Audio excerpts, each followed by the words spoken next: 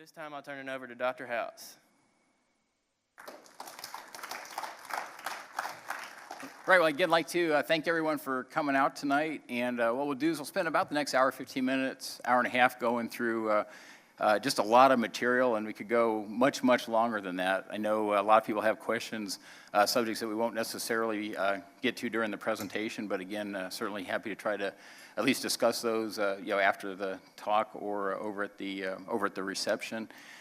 My own background, I actually grew up outside the church. I was an atheist, but I was an atheist that never really hated Christians. And I hate to have to phrase it that way, but a lot of times when people think of atheists, they think, oh, these are these people that are just whatever. But even though I was an atheist, I wasn't like that. And I think that's one thing we should consider, that most people are very generally open-minded. They want to discuss topics. They want to really make the right decisions. I started doubting atheism when I was undergraduate in college. Had roommates that were Bible believers, and they would have great discussions, and they were real patient with me, real persistent, and kind of given up on it when I was in grad school. I was up at MIT at that time. I ended up getting my PhD in nuclear engineering, and then went out to work at Los Alamos National Lab for about 11 years, and then moved over to NASA Marshall Space Flight Center, where at the moment I'm nuclear research manager. And I feel like it's an excellent, I feel like I've really been blessed with a great job, but more importantly, I think I've really been blessed just to be able to find the truth and to become a Christian. And so that's what we'll be talking about tonight. It really is the most important decision that any of us ever make. I always debate on the title, should we say most important decision we'll ever make, but it really is a personal decision. We all have to make that decision for ourselves. It's not something that someone else can do for us. Also, feel free to email me anytime, put my email address on there, and if you'd like just additional general information, two good websites there, the apologeticspress.org and answersingenesis.org.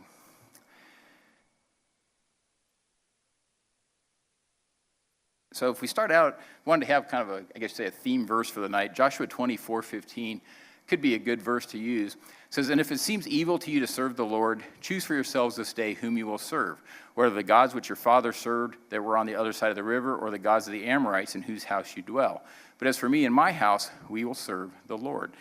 And when you think about it, we make the same we have basically the same three choices today. We can either put our faith in God, really seek things out, make a decision, in that direction for ourselves. We can kind of go with maybe we'd say just what our ancestors did. And what our ancestors did, it's not necessarily wrong. It's just we should always examine, what our parents, our grandparents, our great-grandparents, where they had put their faith and what they were doing. Or we can just kind of go with the flow and have some discussion later on, just talking about really the society we live in now. To me, it's like we're so busy. A lot of times people feel so overwhelmed. The easiest thing to do is just go with the flow. And a lot of times we don't even realize we're just going with the flow. But that's is typically the wrong decision. And so that's why it's, again, important. Really impressed that everybody came out tonight, because it is, again, something that we really need to spend time thinking about at the very least. When we're making this decision, we also need to stay focused on eternity. And what I mean by that is, one way to think about eternity is actually completely outside of time. And so when people use the word eternity, that's completely outside the dimension of time.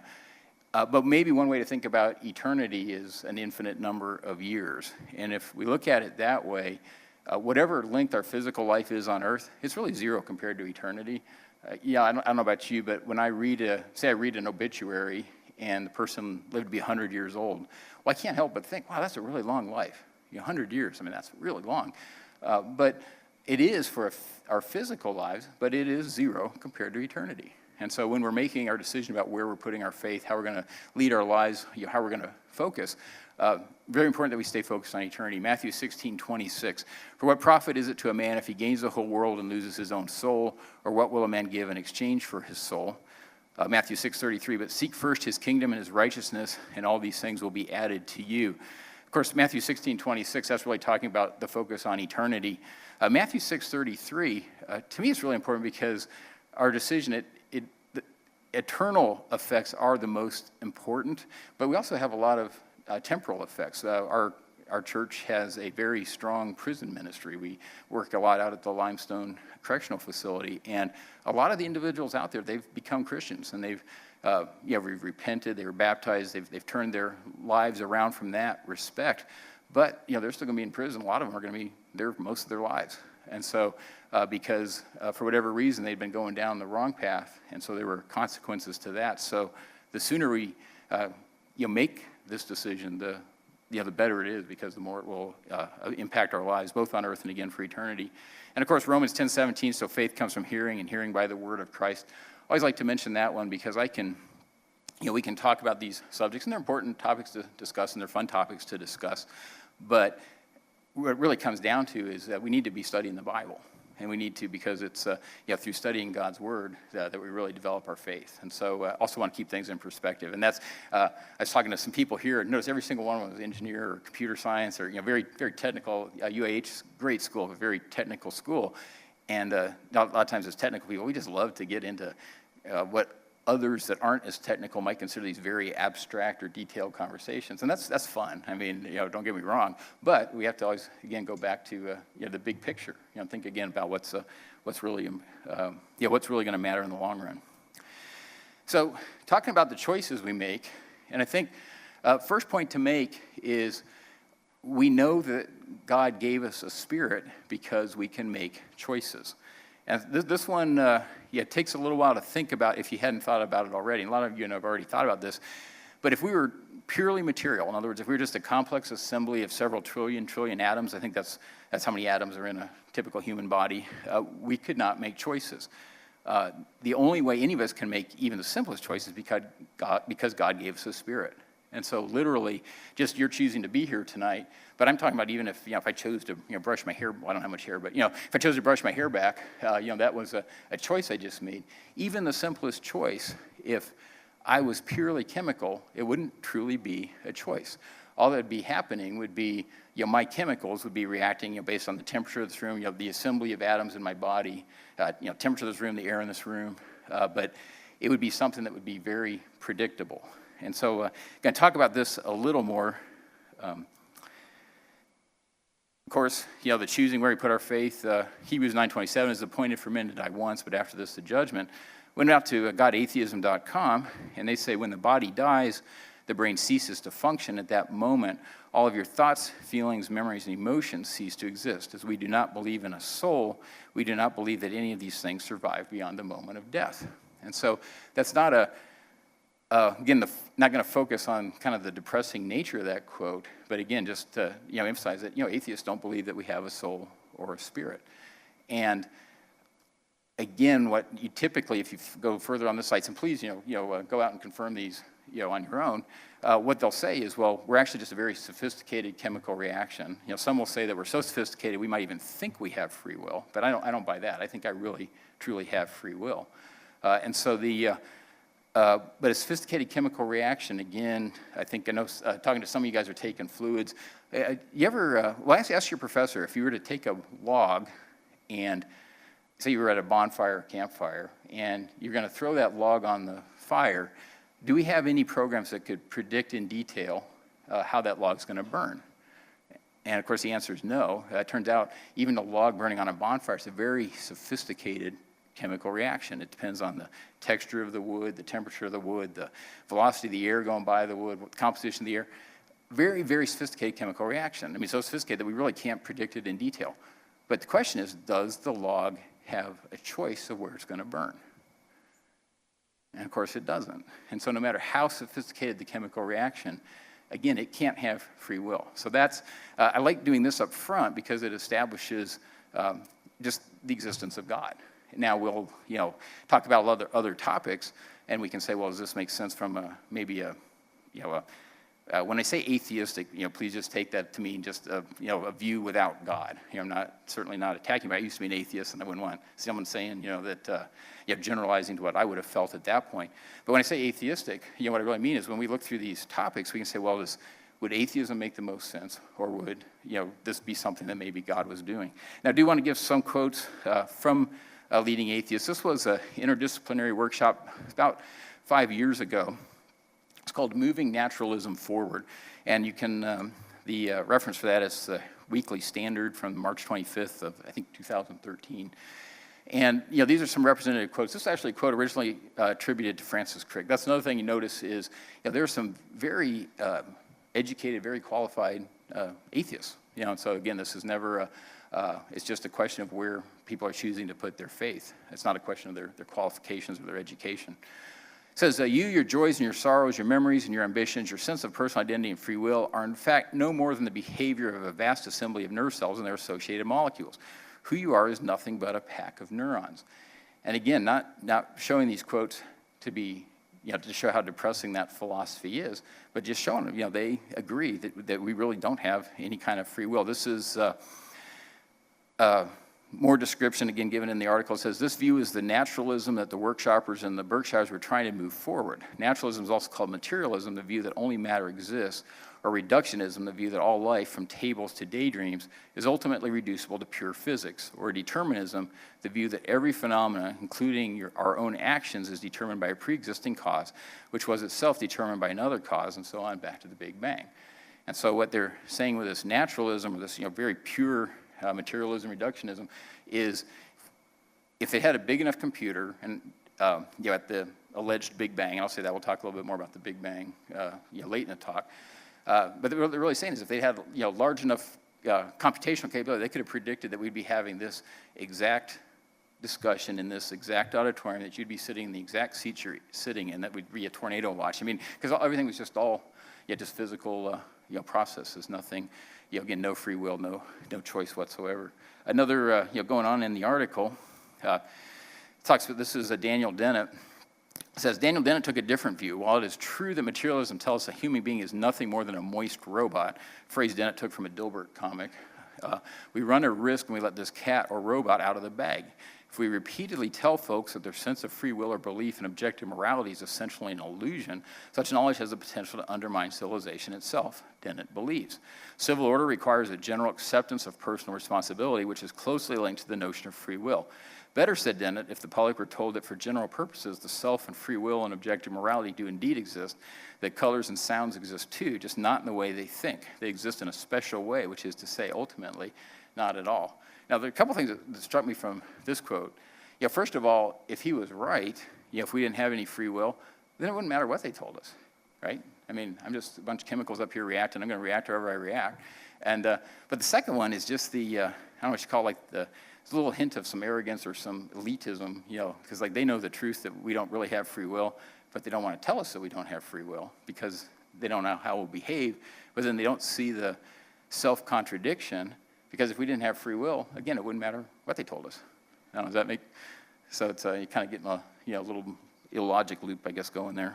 So, so I think, point one, just because we get to choose where we're going to put our faith, just the fact that we can make that choice is, proves that we have a spirit. Now, talked also about not basing our decisions about what's culturally in vogue. And this is a quote. I went back to the Old Testament. Of course, Romans 15:4 tells us that we can learn a lot from the Old Testament. And so I went to 1 Kings 18:17 through 21. It says, then it happened when Ahab saw Elijah, that Ahab said to him, is that you, O troubler of Israel? And he answered, I have not troubled Israel, but you and your father's house have, and that you have forsaken the commandments of the Lord and have followed the Baals. Now, therefore, send and gather all Israel to me on Mount Carmel, the 450 prophets of Baal and the 400 prophets of Asherah who eat at Jezebel's table. So Ahab sent for all the children of Israel and gathered the prophets together on Mount Carmel. And Elijah came to all the people and said, how long will you falter between two opinions? If the Lord is God, follow him, but if Baal, follow him. But the people answered him not a word. So 3 points we'll make from that scripture.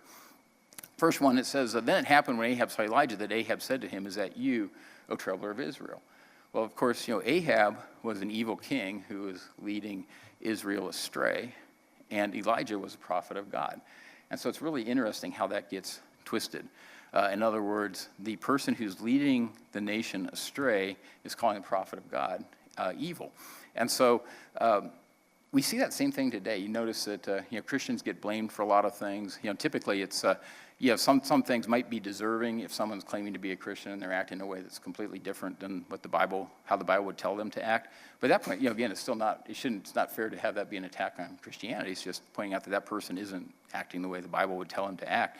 But really goes everything from social issues to my favorite one is they say that somehow Christianity is holding science back. And what I like, the reason that's my favorite one is, arguably when the U.S. was the furthest ahead of the rest of the world technologically, that was when we landed on the moon. So it's when we landed on the moon, I mean, we're just, now, we've advanced since then, other countries have advanced since then. But, when we did that in the 60s, that's arguably when we were the furthest ahead of the rest of the world. Well, the people that landed us on the moon, they grew up when the U.S. was extremely friendly towards Christianity. I think if you ask your parents and grandparents, many of them would have been taught Bible in high school. Of course, still had prayer in school. And so to somehow say that, Christianity would be holding science back when we basically had our biggest lead when the U.S. was still extremely friendly towards Christianity. It's just not a true statement. But it is funny how often you'll hear that statement made. Now, 1 Kings 18:19 says, "Now therefore send and gather all Israel to me on Mount Carmel, the 450 prophets of Baal and the 400 prophets of Asherah who eat at Jezebel's table." So what's interesting is, again, Jezebel's the queen, and to eat at the queen's table, you had to be pretty important. I mean, most of us don't get to eat with the governor or eat with the Trumps, or I mean, it's so if you're eating at the ruler of that society's table, you're really important. So these are some of the most important people in their society, and so many of the most important people in Israel promoted the worship of Baal and Asherah. Many of the most important people in the institution of the United States promote evolution. So you have a parallel here. In other words, you can have societies that are very advanced where people are, perhaps have been led astray. And it's not saying they aren't intelligent. I mean, obviously those, to get themselves in a position where they'd be eating at the queen's table, they're probably pretty smart, pretty skilled. But they had just, had been led astray. And so, one question could be, if you go over to Isaiah 44:15 through 20, it really talks about what Baal worship was. And the idea was you'd go out in the woods and you'd find a log. You cut the log in two. And half the log, you build fire and you kind of warm yourself, you cook dinner over it. And the other half, you carve into an idol, and you'd bow down to that idol, and you basically worship it. You pretend that idol was going to deliver you. So does that make any sense to anybody today? I don't know. I mean, most people think, well, no, that's real primitive. We read about that stuff, but boy, that would be really primitive. It really just when you think about it, it just doesn't make any sense. I mean, they just carved the idol. And so, how could you, how could you bow down and worship it? But fast forward 3,000 years, a situation we're in now, and really let this sink in. Does it make sense to pretend that the universe could create itself and that life could spontaneously arise from non-living chemicals? And the point is, we've spent hundreds of billions of dollars on biotechnology, incredibly smart researchers, incredibly, good, and very sophisticated laboratories. If you go over to Hudson Alpha here, it's amazing. It's amazing how sophisticated laboratories. We've never come close to making life from non-living material. And so, the question is, I put, does it make sense? When I talk about this at work, I usually just say, is it scientific? And I've never once had a person come back and say it's scientific to believe that life just made itself. Because, we can't even do it on purpose. And think what we can do on purpose. I mean, we can make, computers and theaters, but we can make airplanes, we can make space shuttles. I mean, all the things that God's given us the intelligence to be able to do, we can do some amazing things. We cannot make life from non-living material. And so, it's just, again, where are people putting their faith? And which is more absurd, to, again, carve an idol out of wood and bow down and worship it, or just to pretend that everything somehow just made itself when, again, given that amount of effort, and that amount of capability, we can't do it on purpose. And so, again, it's a way to think. Now, there's a lot of people, working in this area. And again, they're very intelligent people. But at some point, again, they have to, it's just, you have to acknowledge it's not scientific. It's always interesting to me is maybe someday we'll be able to make life. And I don't think we will. But say we did, then all we'd be really saying is, okay, we spent billions of dollars and we made a space shuttle. And so therefore that proves space shuttles just make themselves. right? I mean, it'd be completely illogical. But it's interesting, that's where the bar is they're just trying to say, well, maybe we could somehow, make, something, and usually I don't say life would be like a self-replicating molecule, and so there'll be claims, and there's claims, every year made. But again, just really, it should be something where if life could just make itself, it'd be something that every kindergartner on their first day of class, they should go and back and whip up some life, because things that just happen spontaneously, that's how simple they tend to be. And so again, just when we're making this decision, we know there's a God because we have free will. And so now the question is if we start considering, well, what does what the Bible teaches, what we can learn from there. Well, first one is, where would life really come from? And so just even the simplest bacteria, the simplest cell, again, that's you really have two options: either it was made by a supernatural being, I guess I'd say, or it just made itself. Last one we talked about is 1 Kings 18:21. And Elijah came to all the people and said, "How long will you falter between two opinions? If the Lord is God, follow him, but if Baal, follow him." But the people answered him not a word. And that seems to be the situation we're in today. We talked about kind of going with the flow. And one of the reasons I say that is, boy, it just seems to be totally dependent about how this question's asked, or who asked it, or what the sampling is. This was from back in 2013. 33% say humans and other living things exist in their present form since the beginning of time. 24% of supreme being guide the evolution of living things, the person creating humans and other life forms exist today. 32% kind of more standard evolution. 7% don't know. And then after all that, 92% say they believe in God. And so it's so that was an interesting survey. This is one. Also, this was a Gallup poll, and I was talking about. I guess this one just had three choices. Humans evolved with God guiding. Humans evolved, but God had no part in the process, and God created humans in the present form. So about 46% of people, believe in directly the biblical account. Saying that God created humans in the present form. But then 32% actually think that people evolved, but God guided the process. And we'll talk a little bit more about some of the reasons behind that, or at least some of the potential reasons. Can't claim to know why people believe certain things. And then of course 15% kind of believe in, I guess, more the traditional I'll call it atheistic evolution, but just meaning it's evolution with no God involved. So talked about free will, talked about the origin of life. So now the question is we've talked about bacteria, or just the simplest life that anybody could imagine. Well, then the question is, there's a lot more than just really, really simple life. I mean, all life is complicated, but incredible diversity in life. And so the question is, well, where did that diversity of life come from? And that's one of the things that's great about talking in a university is, one way to think about that is, we can try to choose the terms very carefully. And so one way to think about that is the information in the genome. In other words, a bacteria, really, really complicated, more complicated than anything people have ever made. And again, that's evidenced by the fact that we can make some really complicated things we cannot make a bacteria. But it's still simple, compared to, I guess, what we would call,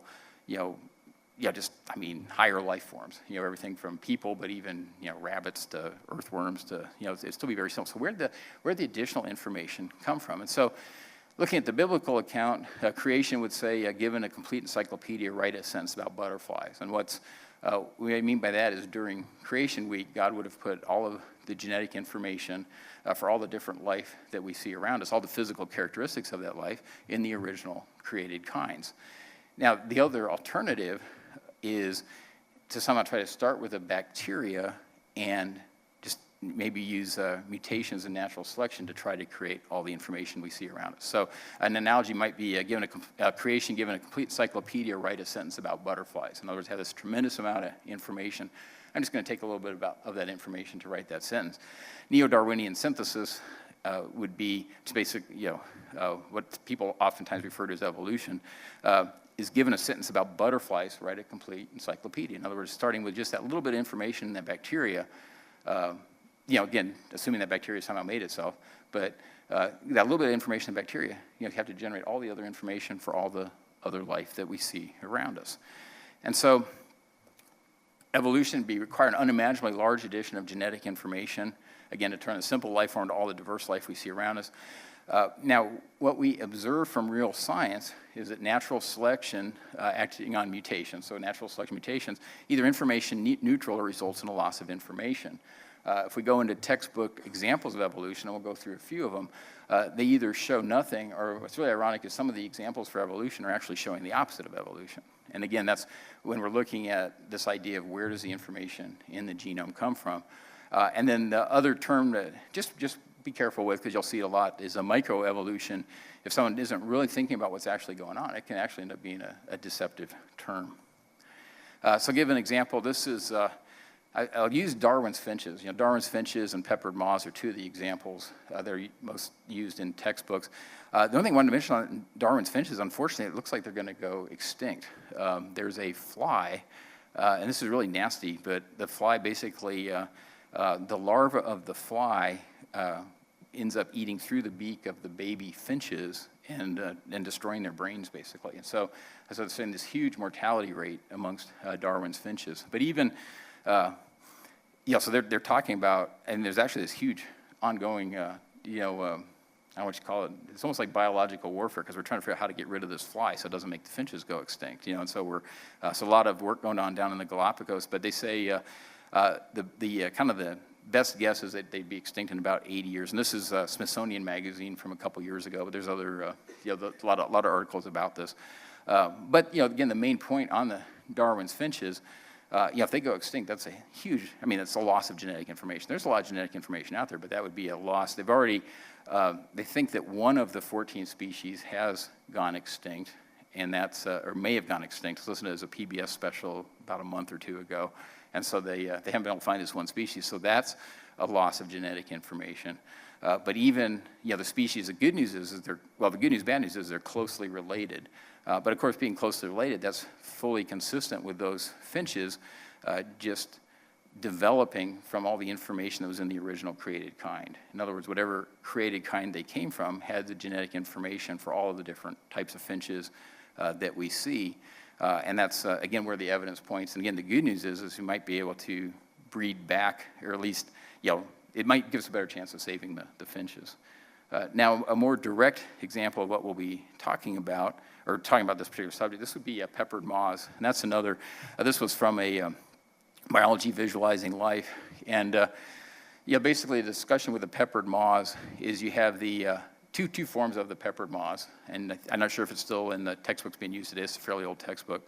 It says until the 1850s, dark gray peppered moths were rare. And so when they say dark gray peppered moth, I'm going to press the danger button. Oh, and it doesn't work. So, oh, there it is. Okay. So this type of moth was very rare until the 1850s. And that was because they tend to live on birch bark. Birch, if you guys are familiar with birch trees, and it's kind of a light-colored bark with some dark patches. And so this particular moth would blend in very well with the birch bark. This moth would stick out, be very easy to spot on the bark. And so the way the story is presented is before the Industrial Revolution, since the birch trees, it was clean air, birch trees were clean, that almost all of the moths look like this. You had very few looking like this. Some people say it was almost like 98% here and 2% there. Then around 1850, you have the Industrial Revolution. We start to get soot on the birch bark. And so the bark gets darker, and now all of a sudden, if you think of it, if that dark had, say, it turned completely black, well, now all of a sudden, this type of moth can be really hard to see. And I'm talking about, by seeing, I mean like a bird or some kind of predator going by. He isn't going to be able to see that kind of moth, but that one's going to start sticking out, right? Because it's only white on that tree bark. And again, the way the story is presented, sure enough, the population density flipped. And so now all of a sudden, instead of having 98% 2%, you have 98% 2%. In other words, it basically flipped. Almost all the moths became dark. And then about 1950, a lot of countries put in clean air standards. They clean up their air. The birch bark turns back to normal, and the population flipped back. And so that is often presented as evidence for evolution, but of course it has absolutely nothing to do with evolution. And I'll talk about that on the next slide. I think most of you from the discussion see why. But the incorrect interpretation, you notice, creationists, evolutionists, everyone knows natural selection, mutations are happening. We see it all around us. But the difference is we could say, well, that peppered moths, that population density change, maybe that was microevolution. And then the idea would be that because that microevolution, maybe over time, you'd get what they call macroevolution. But the correct interpretation is to point out that macroevolution requires new information to be created. Microevolution is either information neutral or an actual loss of information. So microevolution averaged is goes the opposite direction of macroevolution. People can't say, you can't have microevolution, I guess in theory, where you don't lose any genetic information, but a lot of examples for microevolution, you're actually losing information. And so, again, the example, all it's showing is that the genetic information for both types of moths was always there. In other words, there's no new genetic information created. So it certainly is an example of evolution in that case. But again, a lot of cases we'll look at, you actually have a loss of genetic information. If we go, everyone knows that bacteria are developing, or at least we've heard bacteria are developing resistance to antibiotics. Well, again, there's three ways that happens. Either the information to resist the antibiotic is already in the bacterial population. And so that would be if, say I got infected by a bacteria, and I took a real good antibiotic, and it killed, say, 99% of the bacteria that were in my body, or 99.9%, or maybe it killed 999,999 out of a million. So it's killing pretty much all of the bacteria, but that 1 in a million survives and then recolonizes my body. Well, now I'm infected with an antibiotic-resistant strain of bacteria. But did that have anything to do with evolution? No, nothing at all, because the information to resist the antibiotic was always there. And so, again, even though a strain of antibiotic-resistant bacteria has, I guess you'd say, developed, again, it's not evolution. It's not the kind of evolution that's going to turn a bacteria over time into a person. You have plasmid transfer, and that's basically where bacteria, say a harmless bacteria that happens to be resistant to an antibiotic is next to a harmful bacteria that's not resistant to an antibiotic. Through plasmid transfer, that harmful bacteria could actually become resistant. That's actually a very serious problem. But again, the information was always there. So it's not evolution, it's just information neutral.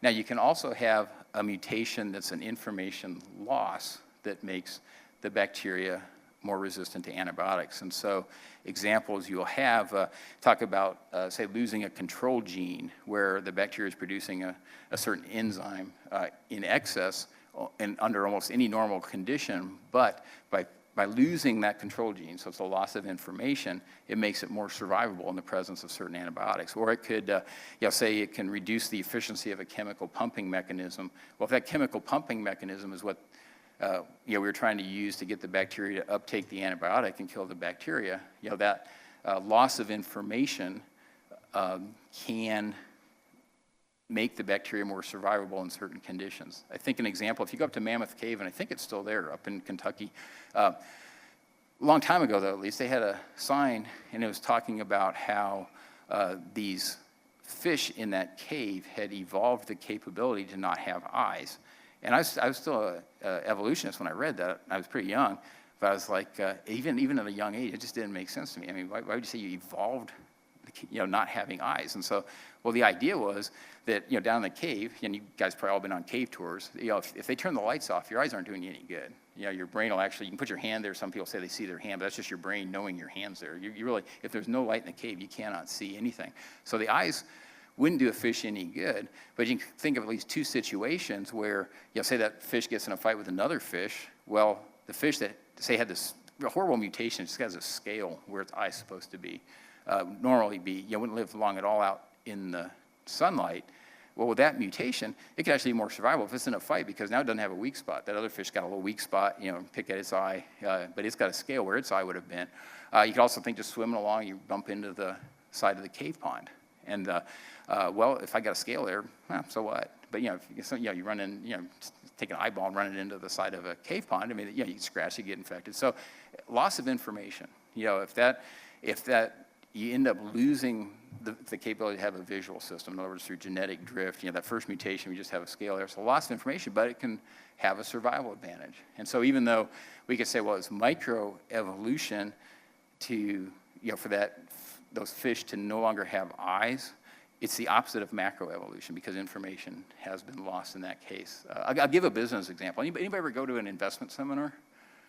Okay, yeah, be real careful if you do. Okay, so, but anyway, so say this was an investment seminar, and I'm up here, and so, of course, my job is to try to get you to give me all your money, right? And so suppose I said, okay, you need to give me all your money because I've got this great business plan. What we're going to do is we're going to make these little machines, and every time we sell a machine, we're going to lose 10 cents, but don't worry, we're going to make it up in volume. Are you guys going to give me all your money? I hope not.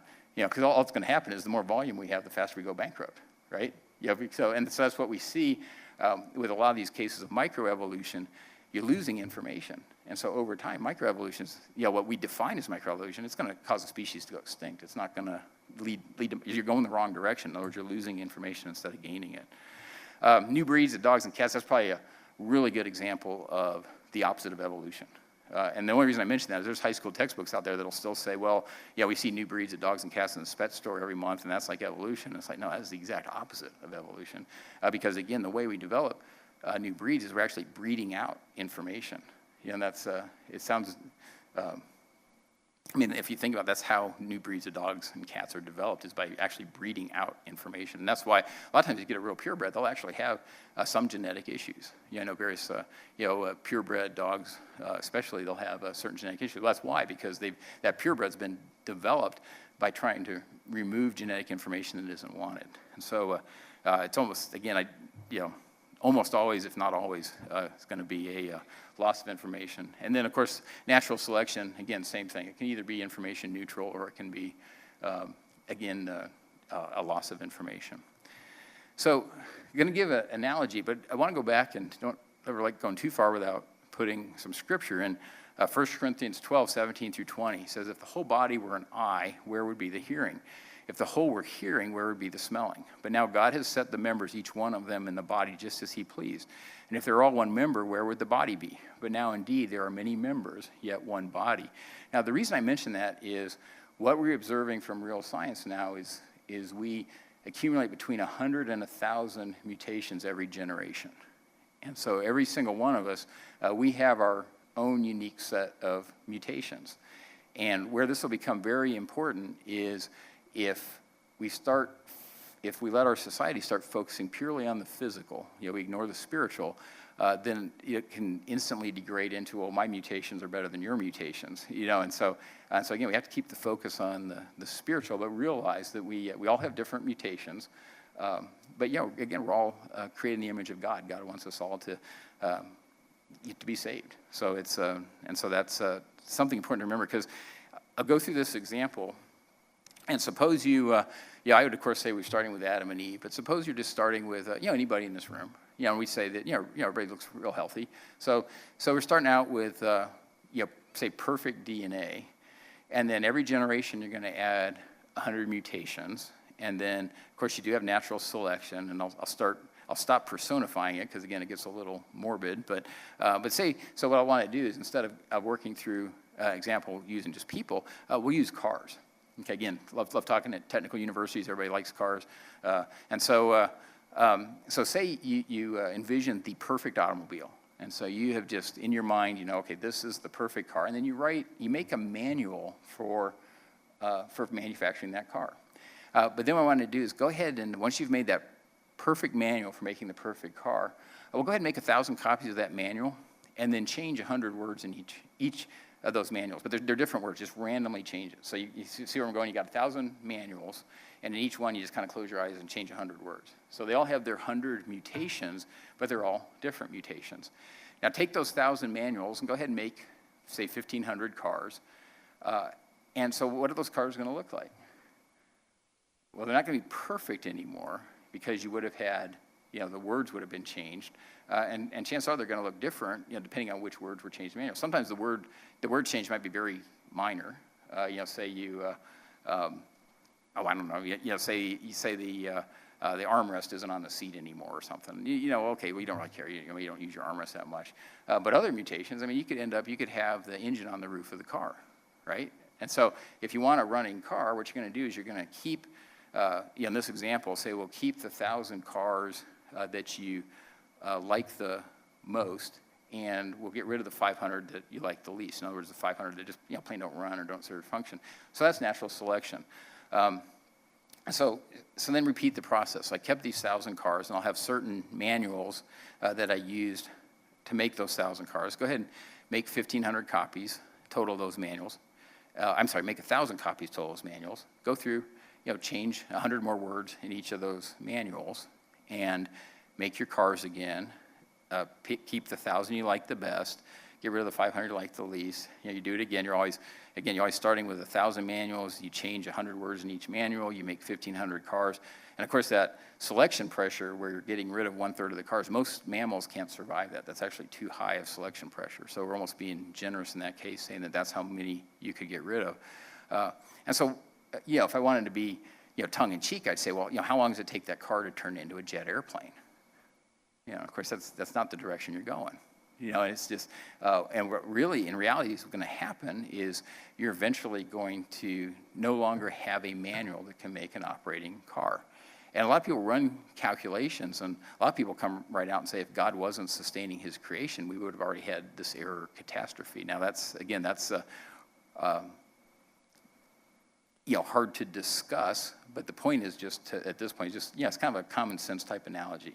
Are you really going to, through mutations and natural selection, are you really going to be able to add information? And of course, you also have information theorists that'll say that it's theoretically impossible to add information that way. But again, for, I guess you call it pizza discussion, it's good to, use certain kinds of analogies. There's a lot of attempted rescue missions. This is Dr. J.C. Stanford. He's a PhD, tenured professor at Cornell. He also grew up an atheist, and I think after he'd been working in this field for a while, he gave up on atheism also, became a Bible believer. And so he wrote an excellent book. I've got a copy with me. We'll leave that with the students of Scripture, or come see me. I can get your own copy, because it really bothered him. It really bothered me, when I went from being an atheist to a Christian, because I was like, how could I have been deceived for that long? And I think it really bothered him too, because he writes a lot of books, and but he updates his book. And so this was a recent edition. He just goes through and looks like, what are some of the rescue mechanisms that people try to use to get out of the situation? So he has the mutation count mechanism, talks about that a lot, but he talks about how that assumes the individual with the most mutations, the least fit, instead of the individual with the worst mutations. Synergistic epistasis mechanism, very detailed titles, but he again goes through and talks how that actually causes error catastrophe to occur sooner. And then gene duplication and polyploidy. This is the idea that maybe somehow one gene remains fixed and it copies itself, and then that copy somehow mutates and generates a new function. So again, he goes through the discussion on that, shows that it actually accelerates the loss of information. It doesn't improve it. And then also, we see harmful effect. Down syndrome results from extra copy of chromosome 21. Now, Christians aren't the only ones that have noticed this, and this is where, again, talk about the importance. This is, to me, it's more of the 100 years of our physical life. A lot of the next few slides, that's why it's also important, where we choose to put our faith. Because the solutions end up being fairly frightening. You have survival of the fittest, where all of a sudden compassion is bad. You can have genetic screening before allowed to have children, societal screening before allowed to have children. This is out of MIT's technology review from about 3 years ago. What I also want to stress is any technology pretty much can be used for good or evil. I have a hard time thinking of a technology that can't somehow be used for good or somehow be used for evil. And so it all just depends on how it's used. And so this is really important, because what's happened is there's now very safe technology for genetically testing unborn babies. And what I mean by safe is, I think used to use amniocentesis, and some of the numbers were amniocentesis would be about a 1 in 400 chance of inducing a miscarriage. So a lot of women wouldn't have an amniocentesis. This new technology, it's literally, I think it's just a blood sample. Just a finger prick, you get the blood sample. They can really basically learn a lot about the genetics of the baby, and so it's can be really useful because when the baby's born, they can be prepared for any kind of treatment the baby might need. They're even developing techniques now where you can treat the baby in utero. So again, potential for a lot of good, but it's also potential for a lot of evil. Arizona's made it illegal to abort based on sex or race. But what about perceived genetic imperfections? And then this again immediately goes to an ethical question, because if the unborn child is human, then why should abortion be allowed at all? And if the unborn child isn't human, then why should there be any restrictions at all? And so you're already seeing the ethical, just the kind of, I call it wrapped around the axle. And so I know, and so that's, but again, that's you're starting to see that happen. This made a lot of press the last week or two. And this was in the Denver Post this was actually August 28th, so that's just a few days ago when they published this. This was a father writing in response. They'd had an article, and it says, Iceland says, well, we've basically eradicated Down syndrome. And when you first read that, you're like, wow, they've got this advanced medical technology that's somehow allowing them to eradicate Down syndrome. But no, what they're doing is they're doing the genetic screening, and then they're basically killing unborn babies that have Down syndrome. And so that's we had a missionary in New Zealand that our church supports, and they actually had a genetic test done on their unborn child, and they said, well, it had Down syndrome, and that they said they had incredible pressure to abort that child. And of course they didn't, but they just said the pressure from the doctor and the society was just intense, as far as having the abortion. Now, even more ironically, is it turned out the baby was born without Down syndrome. And so they now have a very healthy daughter. But it's just, and so I'll read the quote. This from the, again, Denver Post. I think it was in the opinion page. It says, as the proud father of a wonderful 14-year-old son with Down syndrome, I was horrified at the news of a near eradication of children with Down syndrome in Iceland due to early identification procedures and early termination of pregnancies. It is clear that technology is ahead of understanding of the contributions that children with Down syndrome make to their families and to their communities. Studies show an extremely high happiness rate for families who have children with Down syndrome and also for persons with Down syndrome. And so, that's a good quote, and, respect what he said. But to me, it's even still ironic. Does that mean that, to be allowed to live, that we have to show that we're making people happy? I mean, to me, that's not a human decision. It's God's decision. And so that's, but anyway, that's, respect him for standing up. But it's just, again, it's just how, attitudes and perceptions are shifting. Now, this is not new. This has been going on for over 100 years. I think one of the best examples of that, it's the most widely used biology textbook in the U.S. This is from 1914. You still get copies on Amazon. Amazon's great for stuff like that. But it's Hunters of Civic Biology, and actually have a copy. It's used in Detroit public schools, and so you can see where some of this may have led. But page 263 says that if such people were lower animals, we would probably kill them off to prevent them from spreading. Humanity will not allow this, but we do have the remedy of separating the sexes in asylums or in other places in various ways, preventing the intermarriage possibilities of perpetuating such a low and degenerate race. Remedies that sort of been tried successfully in Europe and are now meeting success in this country. So, again, it's just the same idea. Apparently today, if a baby has certain genetic imperfections, they're considered. Unfortunately today we actually abort them. Here, Hunter was saying that society wouldn't allow that. At his time he just said that they would have to try to somehow keep them from spreading, in his words. But this was taught as science. And so that's another point, is there's a lot of evil that can be done in the name of science. This has absolutely nothing to do with science, if you read some of these quotes. But again, it was presented as science. The most popular science textbook in the U.S., and again, most of the copy we have was actually used in Detroit public schools. Now, of course, what does the Bible say about children? Psalm 127, 3-5, behold, children are heritage from the Lord. The fruit of the womb is a reward. Like arrows in the hand of a warrior, so are the children of one's youth. Happy is the man who has his quiver full of them. They shall not be ashamed, but shall speak with their enemies in the gate. If we look at what some in society say about children, this is a quote from Margaret Sanger. It says, the most merciful thing that the large family does to one of its infant members is to kill it. And you start thinking, well, how could anybody say that? But if you read the rest of the article, it's the focus on the physical again. And so when we're making this decision of where we're going to put our faith, it's so important that we focus on eternity, focus on the spiritual, not focus on the physical. Because what she was really saying is, well, large families, they tend to be poor, and that child's not going to have all of the physical goods that he could have otherwise, so it's better just to kill the child. And of course, I can't think of a single parent that would agree with that. And if any of you have been on mission trips and you see some of the poorest families, I'm not talking poor. There's poor people in the U.S., but there's nothing compared to what you'll see in Africa and other places. If you've been over there, these just incredibly impoverished families that are some of the happiest people you'll ever meet. And so again, but it's where the focus is it on the physical, on the spiritual. And then she also, she talked about having an American baby code, provide for a better distribution of babies, protect society against the propagation and increase of the unfit. Well, it's not too far of a stretch to see how this could tie back if we got into the wrong type of society, tie back to that genetic screening. Because now all of a sudden, you can have a pregnancy, you need to do this genetic test, your baby doesn't quite make the cut. And so that's, that type of thinking was proposed, in this case, it was almost 100 years ago. What does the Bible say about races? Racism is another very important social issue. Needs to be abolished. Bible says about races, Acts 17:26, and he has made from one blood every nation of men to dwell on all the face of the earth and has determined their pre-appointed times and the boundaries of their dwellings.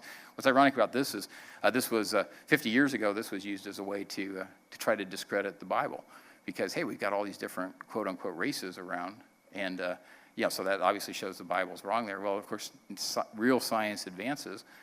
We now know that a single man and a single woman, the DNA of a single man and a single woman could code for the physical characteristics of every person we see today. And so again, real science has confirmed that. And so the idea of races is, again, it's completely, I don't want to call it antiquated or whatever, but again, the Bible was correct all along. Genesis 1:27, so God created man in his own image, in the image of God he created him, male and female he created them. Again, talking about being created in God's spiritual image.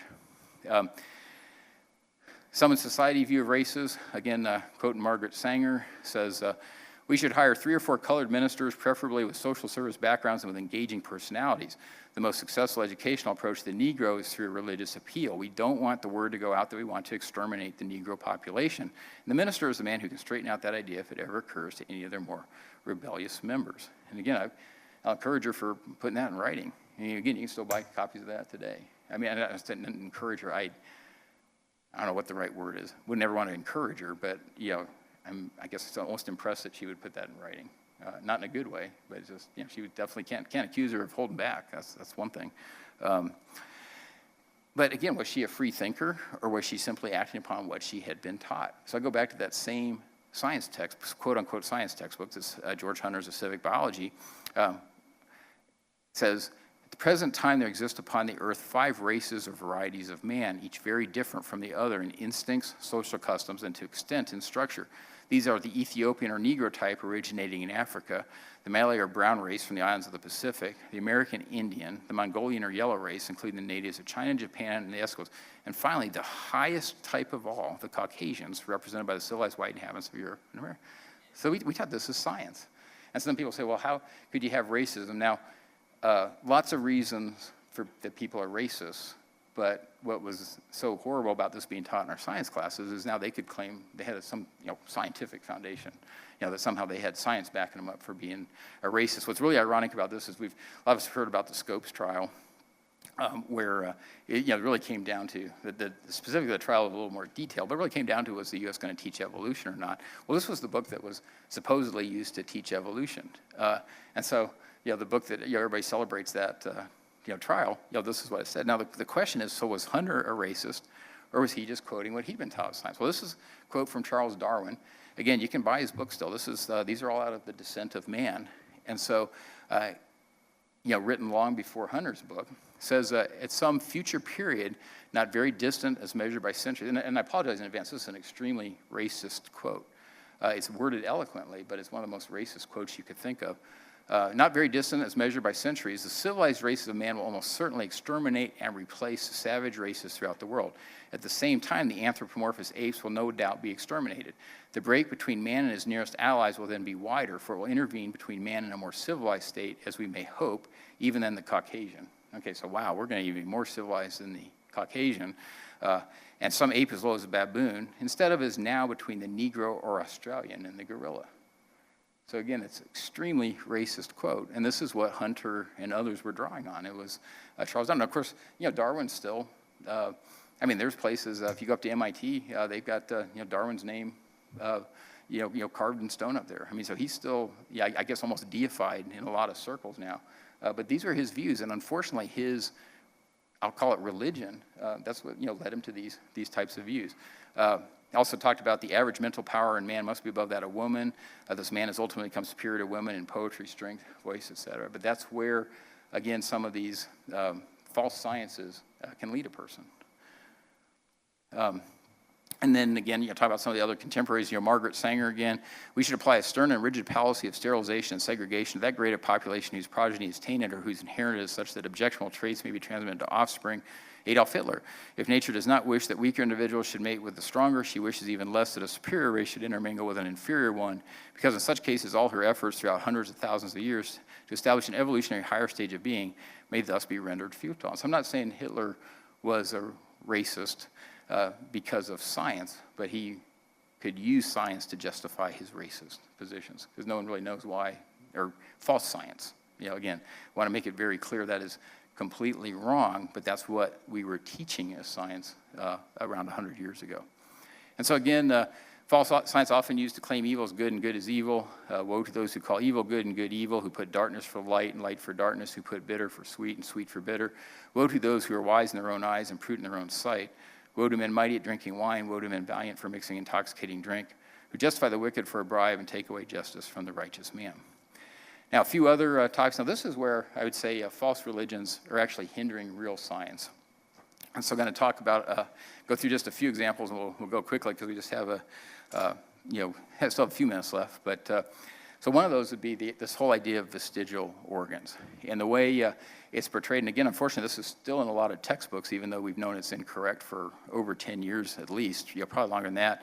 Says a vestigial structure is a structure that is a remnant of an organism's evolutionary past and has no function, from the Latin vestigium, meaning footprint.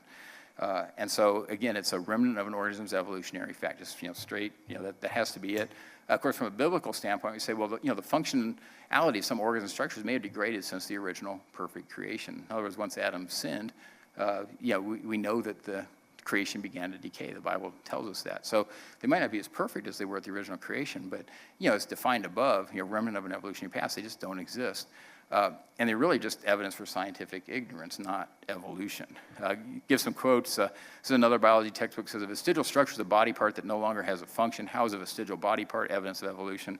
And these are used in high schools primarily, but it's ironic. This particular book had really, at least a couple pages of almost trying to train the student that no matter what they looked at, they would interpret it as evidence for evolution. They'd say, there's a blue chair. How's that evidence for evolution? Or there's an exit sign up there. It's really not quite that bad, but close. Just everything that they would see that was trying. And then this is some pro-evolution evidence available at 1925 Scopes Trials. Actually, Wiedersheim back in 1895 came up with this whole idea of vestigial organ structures. Says there are, according to Wiedersheim, no less than 180 vestigial structures in the human body. Goes on, just talking about how this is, somehow evidence for evolution.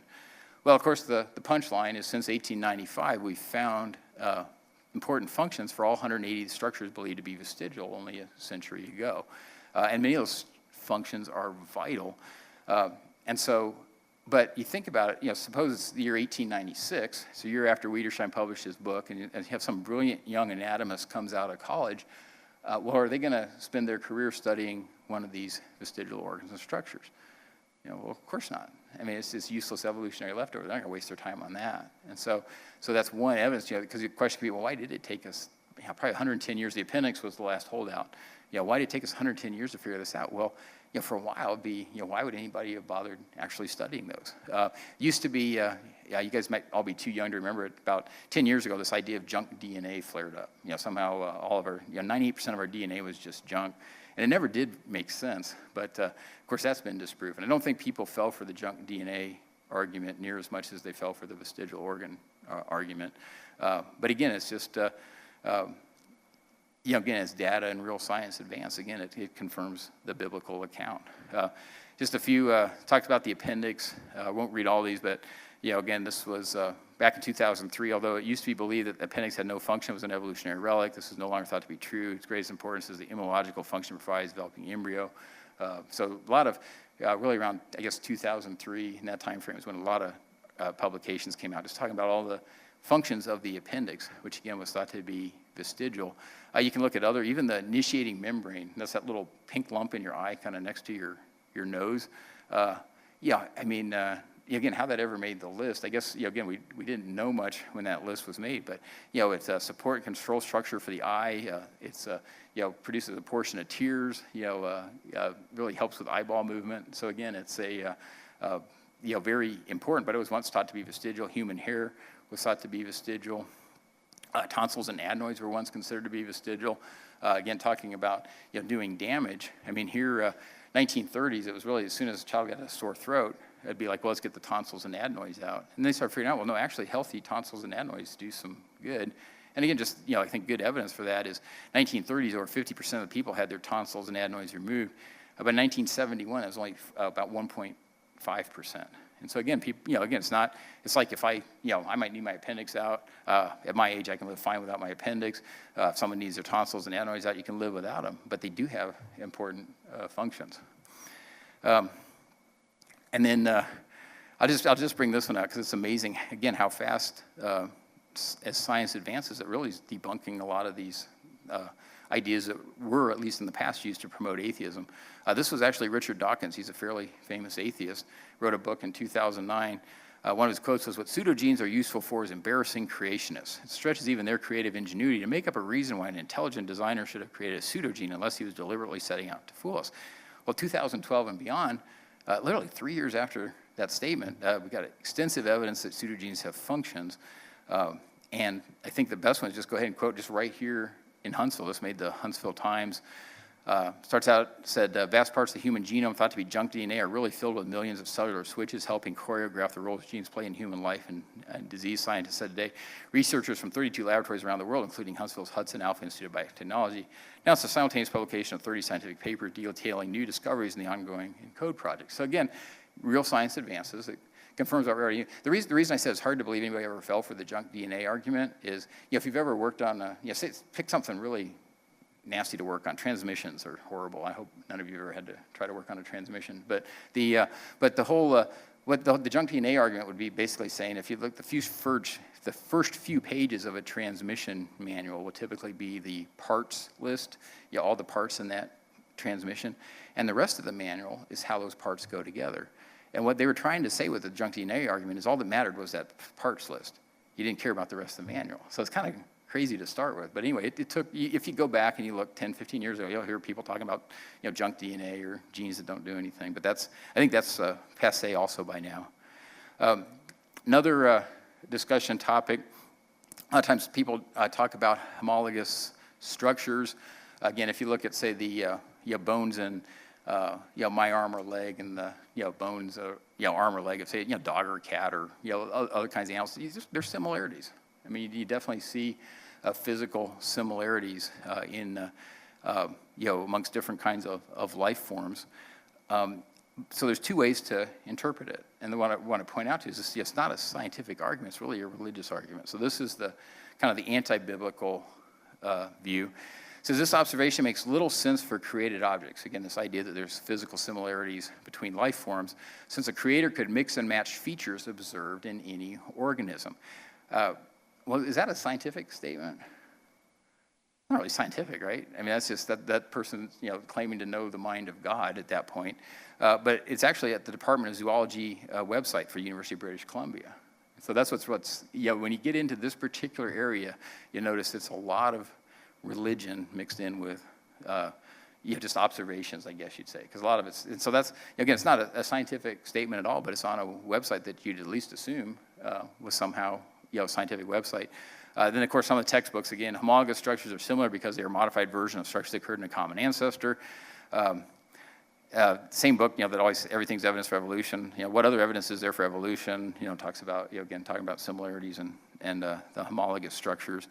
But again, it's a religious argument, not scientific. And so I think, from a biblical creation standpoint, actually, again, as real science is advancing, a lot of these arguments that were used for homologous structures, they've also fallen by the wayside. When I was really young, I can still remember people talking about embryos having yolk sacs, or people talking about embryos having gill slits, and they would talk about maybe the embryo, it's was it embryonic recapitulation or something. I think it was something Haeckel had tried to push. And, they talk about, yolk sacs maybe going through like the chicken phase and the gill slits going through the fish. But it's just because our science was, they were still pushing it long after we had the science to know better.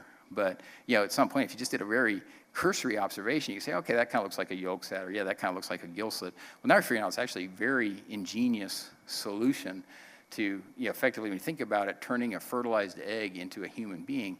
It's like some of those puzzles where you have to do all kinds of things without ever taking your pencil off the paper. I mean, it's the same thing. How do you actually do that? And so once we've learned more about how embryos develop, it's actually an incredibly, highly designed, highly engineered process. And so, there is no such thing as, gill slits or yolk sacs. And of course, I think another way, just again, if you're just talking with someone, when we see similarities, I mean, what caused those similarities? I think most of us, we've been driving down the road and you turn on the radio, you hear a song that you've never heard before, but you know who wrote the song.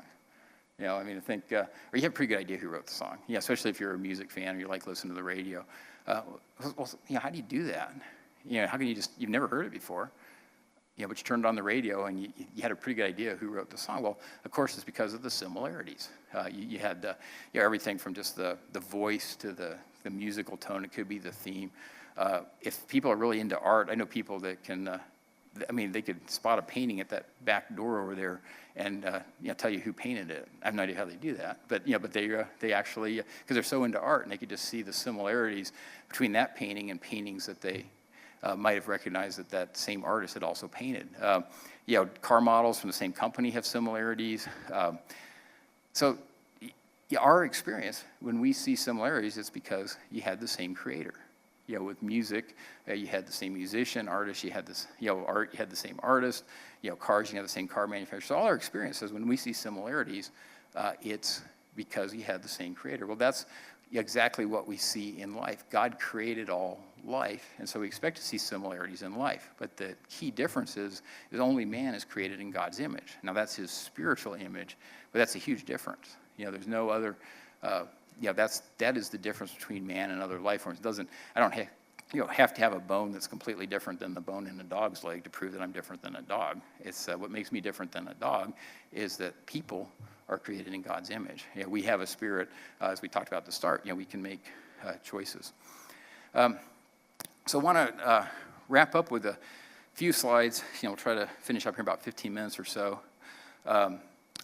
Is some topics related to age, because I think most people, if they're again considering this objectively, and that's what's also great about talking to college students, you guys, you consider stuff objectively. Well, I think almost everybody agrees they have free will.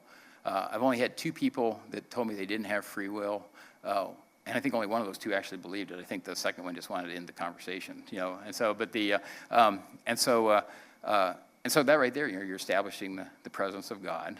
Then life just creating itself. Again, hundreds of billions of dollars, smartest PhDs, incredibly sophisticated labs. We can't do it on purpose. So at the very least, it certainly can't be claimed to be scientific to say life just made itself. It's, of course, a fundamental tenet of several false religions, but it's nothing to do with science. And then, of course, the information in the genome we talked about.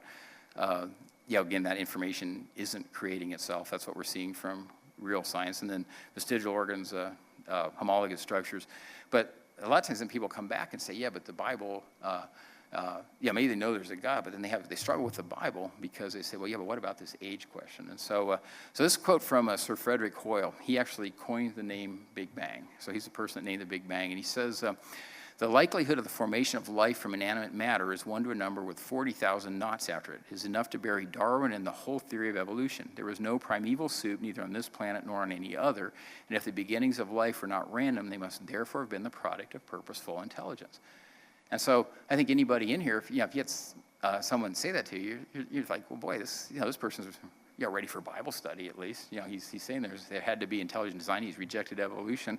But, Fred Hoyle, so he knew evolution couldn't work, but he did not want to put his faith in God. So for whatever reason, he didn't want to believe in God. And so he actually came up with this theory, wrote 3 books on the idea of directed panspermia. And what directed panspermia is, that's just a fancy way of saying, well, there's no way we could have evolved. I don't want to believe that God created us, and so I think aliens put us here. Okay, now this is a guy, again, he was knighted. He named the Big Bang, very famous British astronomer, but his whole idea was that we got here because aliens put us here. Now, he's a very smart person, and so the question is, if aliens put us here, did that really answer the fundamental question? Of course not, because the immediate question is, well, who made the aliens, right? And so I have to think that he was smart enough to realize that he hadn't really answered the question. In other words, because he didn't answer the question about who made the aliens. He just, he just said, well, maybe aliens put us here it's almost like to confuse the issue. And so point one to make is the reason age is important is it doesn't do anyone any good to reject atheism, to reject evolution if they don't obey the gospel, if they don't hear the word, believe Jesus is God's son, repent, confess, and be baptized. It did them no good. I mean, they're not going to heaven. And so they will spend eternity separated from God. Knowing evolution doesn't work, but they're still spending eternity separated from God. And so that's why this issue is important to be able to discuss, because it's an area that a lot of people stumble on. A lot of times people will say, well, why don't we just compromise on that? I mean, boy, if I could get all my friends to come to church with me if I just said, age doesn't matter. The problem is if we're willing to, basically if they get into it, which we want people to get into the Bible, we want people to study the Bible, but if we're willing to compromise, distort Scripture, some people I think it's popular now to claim there's mistranslations. So someone will say, well, the Bible's God's inerrant word, but there's just mistranslations in certain areas. And of course, you'll notice the mistranslation is always in the area that they disagree with the Bible on. But anyway, again, if we're willing to do that with age, well, why not just do it with all other subjects as well? And so again, it's becomes an important subject. Proverbs 14:12, there is a way which seems right to a man, but its end is the way of death. You can say age is also analogous to a gateway drug. A lot of times, if someone goes up, I had it easy because I grew up outside the church and decided to become a Christian. But if someone grew up a Christian and they're starting to, maybe struggle some with their faith, well, this could be almost like a gateway drug. And what I mean by that is, if they're convinced to doubt the Bible in one area, then the more areas they're convinced to doubt the Bible, and the easier it is for them to be led astray, because they've now all of a sudden started doubting the Bible. And so you notice that is the current focus of most atheists, especially when debating. If you watch like the Bill Nye Ken Ham debate, it was all about age. Last thing Bill Nye wanted to do is get up there and say, you silly Christians, you don't believe life could just make itself. Because that'll let him down a really bad path. So he was hammering. He was hammering on age the entire time. So I'll give one example. Where say age could be used, Genesis 11, 10 through 26. If we read the genealogies, they're pretty tight genealogy there. And so one estimate would be that the flood occurred about 2350 BC. But you can find artifacts that have a carbon-14 to carbon ratio that's just a few percent of the ratios that we see today. Okay, so that sounds like a real yawner. And actually, I know you guys are a technical audience because it's 9 o'clock at night and you're still, paying attention to stuff like that. So it's but the whole point is, it doesn't matter what that ratio is. And so a lot of times people think the debate is, well, can we accurately measure carbon-14 to carbon ratios? Well, of course, we can very accurately measure those carbon-14 to carbon ratios. But the question is, that's just a ratio that we measure. That doesn't give us an actual age. And so what you end up with is, if I take that ratio and if I make what I'll call secular atheistic assumptions, so that's basically assuming that the Bible is wrong, well, I come up with dates that show the Bible's wrong, but it's circular reasoning. If I make biblically consistent assumptions, in other words, I assume recent creation, global flood, very reasonable effects of the recent creation, global flood, then biblically consistent dates are obtained. And so again, it's the important thing is it's not the age that's measured, only this particular ratio. And so again, just the way, one way to think about it, carbon-14, it's created primarily by cosmic rays interacting in the atmosphere. Cosmic ray will hit a nitrogen atom, spit out a neutron. That neutron will go off, react with another nitrogen atom, and basically they call an NP reaction that converts that nitrogen. Basically, neutron gets absorbed, proton gets spit out, converts a nitrogen-14 to a carbon-14. And so right now there's about 1 in a trillion carbon atoms as a carbon-14 atom. But that's right now. If we go back and basically look at the amount of carbon that was likely in the biosphere around the time of the flood, that's when we see that ratio was likely very different then. Now, well, the good news is I'm almost halfway done. So I'm going to go ahead and hurry through a few of these because we do have refreshments waiting for us. What I want to do is, maybe we'd have a separate discussion on the radiometric dating is very fascinating subject. But I want to get to the Big Bang because that's another topic that a lot of people are very interested in. And so I guess you can read quickly, but again, want to get back. I hate skipping equations. I mean, it's just anyway.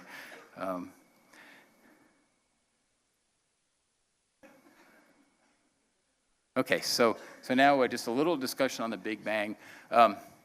So what happened back in 1933, say there were problems with standard billions of years theories. There was actually an astronomer, there's actually a really good article about her in the Sky and Telescope either a month or two ago, if you get a chance to read it.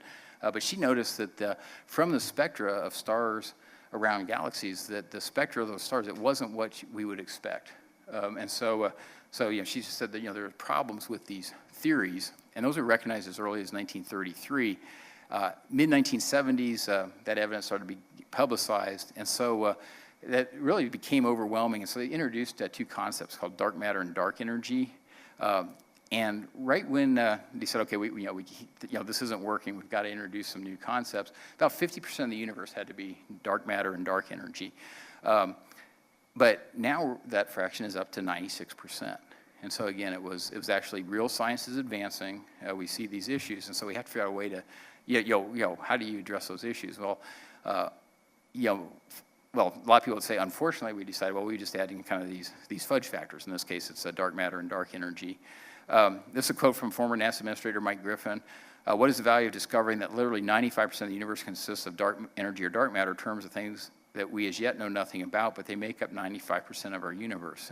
And actually, I really like the sentiment behind this quote, because he was really saying is, we always get the question, and you guys hear it a lot being in Huntsville, well, why bother with space exploration? I mean, what are you learning from space exploration? Well, I think this quote sums it up. I mean, we know next to nothing about the universe. And right here, he's saying that, 95% of the universe consists of things we know nothing about. And so there's a lot to learn. And so right there, if you're in a scientific area where there's a lot to learn, that makes it very valuable. And I think that was the real sentiment behind his particular quote.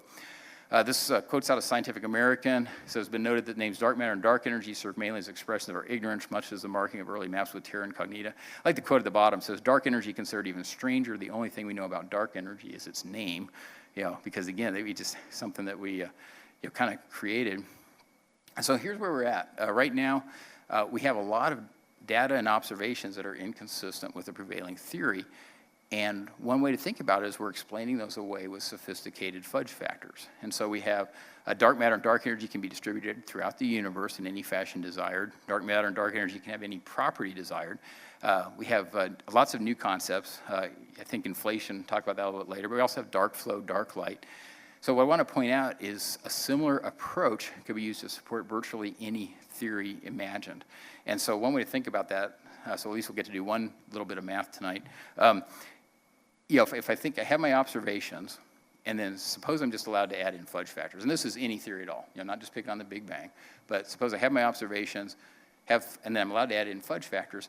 Well, I can take any set of observations, and if I'm allowed to pick my fudge factors, I can pretend they support any theory I want to. And so it's very analogous to saying if x plus y equals 100, what does x equal? Because someone say, well, I think x is 20. That would be my observations. And I say, you're absolutely right. Y is 80. And those would be my fudge factors. If they said, well, no, x is actually 5, I say, well, you're absolutely right. Y is 95. And again, if my observation said 5, then the fudge factor would be 95. I say equal 100. Say all of a sudden I decide that the answer needs to be 200 instead of 100. Well, that's real easy. My observations could still be 5, but then I would just change y to say, well, no, y is 195. And so again, that's the key in this particular topic is realizing that the way it's construed, again, any set of observations we can pretend supported any theory we wanted to. Now, it's not primarily Christians that have noticed this. This is actually, it's an open letter to the scientific community. It's published in New Scientist. It's been 13 years ago now, but you go to cosmologystatement.org, it's still there. These were several hundred researchers. Again, these aren't Christians. I mean, they're people from national labs and from observatories, from universities. It says, the Big Bang today relies on a growing number of hypothetical entities, things that we have never observed. Inflation, dark matter, and dark energy are the most prominent examples. Without them, there would be a fatal contradiction between the observations made by astronomers and the predictions of the Big Bang theory. In no other field of physics would this continual recourse to new hypothetical objects be accepted as a way of bridging the gap between theory and observation. It would at least raise serious questions about the validity of the underlying theory. And then it goes on, it says, what is more, the Big Bang Theory can boast of no quantitative predictions that have subsequently been validated by observation. The successes claimed by the theory's supporters consist of its ability to retrospectively fit observations with a steadily increasing array of adjustable parameters, just as the old Earth-centered cosmology of Ptolemy needed layer upon layer of epicycles. And what they're really saying there is, Ptolemy came up with this idea that everything revolved around the Earth. And we started getting data and started getting observations and said, no, that's not true. Everything doesn't revolve around the Earth. But rather than saying, okay, I need to start with a different theory, what he did was he started adding what he called epicycles to try to keep saying, well, no, they really do, but we have these things called epicycles. And so what these aren't Christians. They're just secular researchers. They're saying that that's the same thing that we're doing today. And so, so there are biblically consistent theories. One of the questions I always asked, well, how can you see light from stars that are millions of light years away? One could be, what if Earth is located near the center of the universe? From a Christian perspective, that doesn't give me a problem. God had to put us someplace.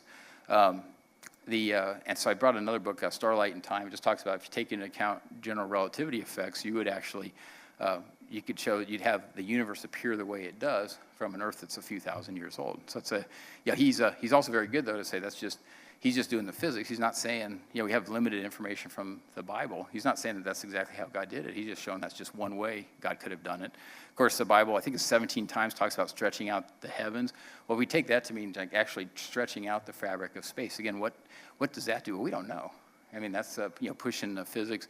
What if God chose to make parts of creation mature? What if there were accelerated processes during creation week? We know there were accelerated processes during creation week because trees became full grown in less than days. So you did have accelerated processes. What effect could new discoveries have? I mentioned the what if the Earth was near the center of the universe? What's always fun is you look at what's a biblically consistent theory, but then you go out and you see, okay, well, is there any secular discussion in this area? So there's actually, this is really interesting. This is Proceedings of the National Academy of Scientists, National Academy of Science, and it's talking, these are mathematicians. It says, mathematicians come up with an answer Monday for the mystery of dark energy tearing the universe apart at an accelerating rate. It ain't there. Blake Temple and Joel Smoller suggest that expanding waves from the Big Bang are propelling the trillions of galaxies filling the universe apart. Suggests serious dark energy is an illusion if their equations are right. However, the only problem is that for the equations to work, we must literally be at the center of the universe. Okay, so it's kind of interesting. Right now, I've got to have 73% of the universe has to be dark energy. And again, that's the one that all we know about dark energy is its name. And we don't know much about dark matter either. If you go, there's some articles the last few weeks talking about some of the leading candidates for dark matter have been tossed out recently also. But dark energy, we know nothing about. 73% of the universe. These guys have figured out a way to explain what we see from Earth without dark energy. So you think, boy, this would be huge. The research grants would be pouring in. But it says it doesn't seem physically relevant. Well, why doesn't it seem physically relevant? So these were mathematicians. What's interesting, you also had physicists come up with the same thing. This was Physical Review Letters. It talks about if the Earth and its environs are centered in a vast billion light year long bubble. And then right at the end it says, the article goes on to note, but that scenario violates the Copernican principle notion near and dear to the hearts of physicists and cosmologists, including Caldwell and Stebbins. Well, what's the Copernican principle? Well, Copernican principle basically says that we can't be any place special because at least in some people's mind, if we're someplace special, that implies that God put us there. And so it is a 100% religious principle. It's got nothing to do with science. It is I guess you could say a tenet of atheism, but nothing to do with science. It's just a religious principle. So we have physicists and mathematicians saying that, hey, we can get rid of the need for dark energy. And you notice these aren't necessarily biblically consistent theories they're talking about, but you get rid of this need for dark energy, but they're not even allowed to consider it because it requires us to be at a special location. Now, it turns out if we are at that location, there's some very straightforward theories that then, again, make the universe appear the way it does from an Earth that's a few thousand years old. But that's not what they're saying. They're just saying, this is where the data leads us, and they're not allowed to pursue it because it violates this religious principle. And so that's where I would say false religions, again, are actually hindering scientific progress. This could be another example. Now, I think what's really important, though, and we'll wrap up about 3 more slides, is it really doesn't matter because at some point, all the explanations end up being metaphysical, because the obvious question is, well, what was there before the alleged Big Bang? The same question is, who made the aliens? Well, what was there before the alleged Big Bang? Well, you have begins with a singularity with all that matter, energy, and space-time crushing at a point of infinite density. Well, guess what? The laws of nature don't apply there. So it's supernatural. A real popular one now is multiverses. That somewhere out there there's this universe generator, and it's generated, an infinite number of universes, but again, that's outside nature. It's supernatural. So it's an appeal to a false god would be the best way to think of it. So very concisely addressed in the Bible. Anybody ever ask the question, if God made the universe, who made God? I think most of us ask that at some point. It's when you're, and that's a good question. A lot of people growing up, would ask that. But the whole point is, Genesis 1:1 says, in the beginning, God created the heavens and the earth. And so because it's in the beginning, God not only created the heavens and the earth, he also created time. Since God created time, he couldn't create time if he was inside of time, right? So he has to be outside of time to create time. And so, the question to think about is just, well, can anything outside the dimension of time have a beginning? Of course, the answer is no, because the word beginning only makes sense inside the dimension of time. So right there, and that's consistent through the whole Bible, God's in eternity, talks about eternity. God's outside of time. By definition, God couldn't have a beginning. So the Bible addresses this question, very first verse. The people that, I guess for whatever reason aren't putting their faith in the Bible, they at some point always end up appealing to the supernatural. Now, what's interesting is where that leads is what they call Boltzmann brains. And you can go out of this, actually I just pulled this off of Wikipedia because it's an easy one for people to pull up. But the idea is, and this was actually in Guardians of the Galaxy Volume 2, if you guys have seen that one. Remember Ego? Remember that one scene where he's the little brain floating out in the universe? Well, that's basically the Boltzmann brains. So it's not saying it's a real good science documentary, but it was kind of funny that they mentioned this Boltzmann brain, or they sort of allude to it. But the whole point is they're saying it's, so they're believing in this multiverse. They believe there's multiverses, there's this universe generator out there. But it turns out it's, some people say infinitely more, like, because again, you're working with infinity, so you can have, infinity times infinity is still infinity, but they're saying it's infinitely more likely that a brain would simply pop out of the chaos than a universe as finely tuned as ours. And that's the Boltzmann brain problem. So what that is literally saying is, even though you guys have been a great audience and I really appreciate you, you're all just part of my imagination. Or not really, you can't even say imagination. I mean, I'm just a brain that popped out of the chaos for a fraction of a second. I imagine all my memories. I imagine you guys are here. I imagine this theater. I imagine, and that's the Boltzmann brain problem, because it's just much more likely for just these little brains, because again, they don't believe in a spirit. So they're just looking at the atoms in the brain, pops out of the chaos, and then it's going to disintegrate back into the chaos momentarily. So it's interesting, but that's, again, one of the issues. But the bottom line is, even though people talk about, well, what about the Big Bang? Two things. One, we know very little about the universe, so it certainly isn't something that should cause someone to question their faith. Now, the other point is, there's nothing wrong with knowing very little about the universe, so it's great to keep doing research and science. Christians need to be most of the founders of science were strong Bible believers. And so it's very important for Christians to keep doing research, doing science, but it's certainly nothing that, we know so little, nothing that should cause us to question our faith. But also beyond that is the Big Bang also at some point ends up appealing to the supernatural. And so so at some point it is, again, where are we putting our faith? What are we really doing? So other important point, we need to let people know while we are talking to them, it's not to win an argument. Matthew 22:37-39, Jesus said to him, "You shall love the Lord your God with all your heart, with all your soul, with all your mind. This is the first and great commandment. And the second is like it, you shall love your neighbor as yourself." If we're loving our neighbors as ourselves, we're not going to let them spend eternity separated from God. I mean, we're going to be talking to them. But you have to keep that in mind. That's why we're talking to them. It's not that we just want to pick a fight. It's not that we like to argue. It's not like we want to say, oh, well, real science advanced, and so, haha, we're right, you're wrong. It's because we don't want them to spend eternity separated from God. And if we love our neighbors as ourselves, that's, I can give someone $1 million, and they might think, wow, I couldn't. But, if I had $1 million, and they might think, wow, that person must really love me. But no, if I gave them $1 million and allowed them to spend eternity separated from God, that wouldn't be love at all. And so that's why we talk about the subject, why we need to talk about Stay focused on the goal. Encourage people to begin studying objectively, considering the Bible as soon as possible. Encourage them to obey the gospel. Again, Romans 10:17. So faith comes from hearing, and hearing by the word of Christ.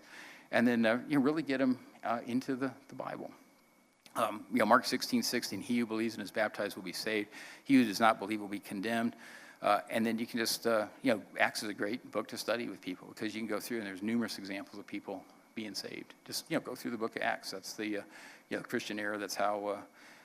Because a lot of times if someone's convinced, okay, I know I'm not, it took me about 10 years from when I stopped being an atheist until I became a Christian, because it's really confusing out there, and you get all kinds of different stuff. And so that's why we just got to get people into the Bible, because that's where it's not my opinion, it's not, someone else's opinion, it's not their opinion, it's what does God say? I mean, what's it say in God's inerrant word? And that's what's great also is I know there's a lot of different groups here. We can all sit down and study the Bible together. Because if we, once a person, even if they're just open to the Bible, they might not yet be convinced the Bible is God's inerrant word, and that's fine. Still study with them. But boy, once a person realizes the Bible is God's inerrant word, they're gonna, it's a great discussion. Because again, it's not a personal thing. We're both studying the Bible, trying to see what God says. It's not, me trying to prove my point or someone else trying to prove their point. So I guess I'll end with that slide. I purposely didn't look at my watch for about the last half hour, so I'm sure I ran over. But at this point, what's the location? If you want to just give the location for the, there are lots of refreshments. That's the good news. So. Well, thank you, Mr. Houts, for doing this. It's been great having you.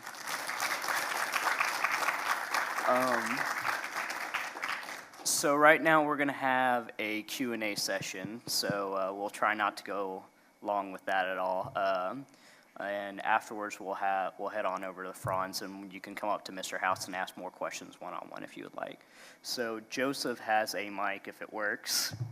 Yeah, test. No?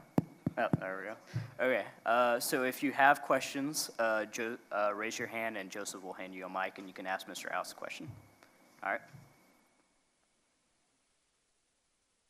Guess I get to walk.